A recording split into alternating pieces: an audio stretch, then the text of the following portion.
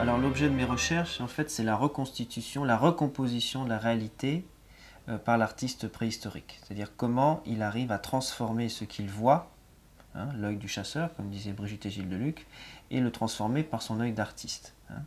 Et un des gros problèmes qui se pose à moi et qui se pose à l'ensemble des spécialistes de l'art paléolithique, c'est l'aire de famille qu'il y a entre les représentations, qu'elles soient de l'Aurignacien, du Gravétien, du Solutréen, du Magdalénien. Ce qui fait qu'on peut presque superposer une gravure de cheval de Foch-Koha et une gravure de cheval des monts Altaï en Sibérie. Alors bien entendu, il n'est plus réaliste, comme au XIXe siècle, d'envisager des écoles d'art qui se diffuseraient à grande échelle ou une sorte d'artiste génial qui influencerait tout le reste. Hein. Il y a des convergences. Et ces convergences, il faut pouvoir les interpréter, il faut pouvoir les décrire précisément. C'est là-dessus que je travaille. Hein. Et j'ai commencé à travailler sur la figure du cheval. Figure du cheval, le cheval, l'emblème de la grotte de Lascaux. Hein. Comment est-ce que la figure du cheval a été retransformée par l'artiste préhistorique? Comment est-ce qu'elle a été interprétée? Alors j'ai distingué plusieurs critères. Des critères d'aspect, c'est-à-dire l'analyse de la silhouette globale de l'animal, des critères de malfaçon, c'est-à-dire les erreurs anatomiques qu'ont fait les hommes préhistoriques, et les critères de recomposition, c'est-à-dire que non seulement on part de la réalité, mais on la transforme à quelque chose qui n'existe pas. Ça se voit très bien sur les chevaux de Lascaux. Premier critère d'aspect, eh bien, c'est le fameux pelage, la bipartition en M entre le pelage dorsal et le pelage ventral, hein, qu'on retrouve sur les chevaux en robe d'été comme en robe d'hiver.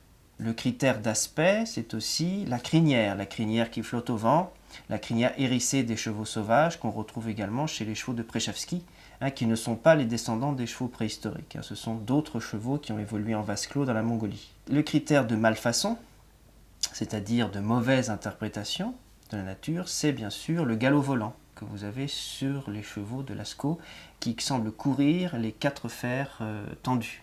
On sait maintenant, depuis les travaux de Salomon Reinach dans les années 1910-1911, que le galop volant, c'est quelque chose qui n'existe pas. Hein, on le sait aussi parce qu'on a décomposé les mouvements du cheval par la photographie au 19e. Hein. Le cheval n'a jamais les quatre membres en extension au cours du galop. Le galop volant n'existe pas. Hein. Mais il a été, c'est une illusion d'optique que l'on peut avoir quand on regarde un cheval courir à grande vitesse. Et Salomon Reinach a démontré que ce galop volant était présent à la préhistoire, mais qu'ensuite il disparaissait.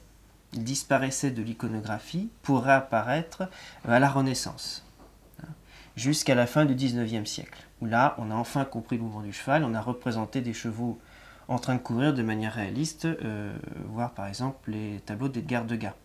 Hein. Donc là, c'est une malfaçon typique.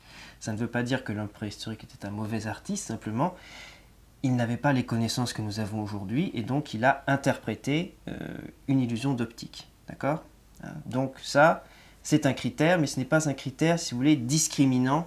On ne peut pas dire, il y a du galop volant à Lascaux, donc Lascaux date de telle époque. Le galop volant est présent dans l'art préhistorique depuis l'Aurignacien jusqu'au Magdalénien, donc ce n'est pas un critère discriminant. Le critère le plus intéressant, c'est le critère de recomposition, parce que là, on arrive au style, et là, on arrive à l'homme, et on arrive à la culture. À Lascaux, vous avez par exemple ce qu'on appelle des raies cruciales. Raies cruciales, c'est-à-dire des raies qui sont sur l'épaule du cheval sauvage, que l'on retrouve par exemple chez le Baudet, hein, ce qu'on appelle la croix de Judée, ou bien sur le cheval de Przewalski. Dans la réalité, il n'y a qu'une ou deux raies d'épaule. Hein. Donc là, c'est typiquement quelque chose qu'ils ont vu sur les chevaux et qu'ils ont exagéré volontairement. Hein. Et c'est là qu'on voit justement qu'il y a un petit plus par rapport à l'observation naturaliste. Même chose, ce sont les sabots symbolisés en forme de boule, hein, typique de Lascaux et de Gabillou. Également, l'espace blanc que l'on ménage entre le corps et l'antérieur pour figurer l'illusion de la perspective et de la profondeur. Tout ceci est typique de Lascaux, et ça, c'est discriminant. Quand je vois ça, je dis, entre guillemets, école de Lascaux.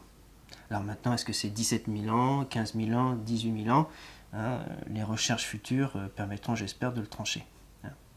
Puisque vous savez peut-être que maintenant, on est de plus en plus intrigué par le style de Lascaux, qui ressemble beaucoup à d'autres grottes, elles, bien datées, et on pense de plus en plus que Lascaux est solutréenne et non plus magdalénienne. Donc ça, c'est un débat actuellement et qu'il ne m'appartient pas de trancher aujourd'hui.